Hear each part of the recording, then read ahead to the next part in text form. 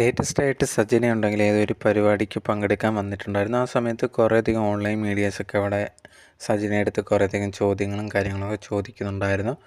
Sajina BMW കാറിനകത്താണ് വന്നിട്ടുണ്ടായിരുന്നത്. അപ്പം ഈ ഒരു കാറിനെ പറ്റിയൊക്കെ ചോദിക്കുന്നുണ്ടായിരുന്നു. സജിന പറഞ്ഞൊരു കാര്യം, അതെ ഞാൻ വാങ്ങിച്ചതാണ് എന്നുള്ളത് കാര്യം.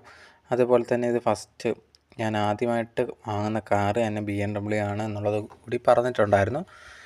അതിനുശേഷം ഈ ഒരു വീഡിയോ പുറത്ത് വന്നതിന് ശേഷം ആ ഒരു കമൻറ്റ് ബോക്സിൽ ഈ ഒരു കാറ് വിറ്റ ആൾ വന്നിട്ട് കമൻറ്റ് ഇട്ടിട്ടുണ്ടായിരുന്നു, ഇത് നിങ്ങളുടെ പേരിലല്ലല്ലോ, ഇതുണ്ടെങ്കിൽ വേറെ ഒരാളല്ലേ വാങ്ങിച്ചത്, നിങ്ങളുടെ പേരിലേക്ക് പോലും മാറ്റിയിട്ടില്ല, പിന്നെ നിങ്ങളുണ്ടെങ്കിൽ ഇതിൽ ഭയങ്കര സന്തോഷമുണ്ടെന്നൊക്കെ പറയുന്നുണ്ട്. പക്ഷെ അങ്ങനെ പറയുന്നതിന് മുമ്പ് നിങ്ങളതിൻ്റെ ഫുള്ള് പൈസ എനിക്ക് തരാനുണ്ട്, അത് തന്നിട്ട് ഇതേ കണക്ക് പറഞ്ഞാൽ പോരെ സന്തോഷമുണ്ട് എന്നുള്ളത്, അല്ലാതാണെങ്കിൽ എൻ്റെ ശാപം നിങ്ങളുടെ കൂടെ ഉണ്ട് എന്നുള്ള രീതിയിൽ ആ ഒരു ഉടമസ്ഥൻ വന്നിട്ട് കമൻറ്റ് ബോക്സിൽ കമൻ്റായിട്ട് ഇട്ടിട്ടുണ്ടായിരുന്നു.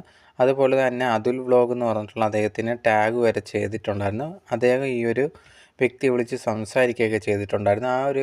അതിനുശേഷം അതിലൊരു വീഡിയോ ഇട്ടിട്ടുണ്ട്. ഇതിനകത്ത് ഈ ഒരു കാര്യങ്ങളൊക്കെ സത്യമാണ് എന്നുള്ളതും പിന്നെ അതേ കണക്ക് ഈ ഒരു ഉടമസ്ഥനെതിരെ കംപ്ലൈൻറ്റും കാര്യങ്ങളൊക്കെ കൊടുത്തിട്ടുണ്ട്. ഈ ഒരു സജിനയുടെ എന്തോ സ്വർണ്ണം മോഷ്ടിച്ചു എന്നൊക്കെ പറഞ്ഞ് കംപ്ലൈൻറ്റ് കൊടുത്തു, അതിൻ്റെ പേരിൽ ജയിലിലൊക്കെ പോകേണ്ടി വന്നു എന്നുള്ള രീതിയിലൊക്കെ പറഞ്ഞിട്ടുണ്ടായിരുന്നു. എന്തായാലും അത് സത്യമാണ് എന്നുണ്ടെങ്കിൽ സജിന ചെയ്തൊരു കാര്യം വളരെ തെറ്റായ ഒരു കാര്യമാണ്.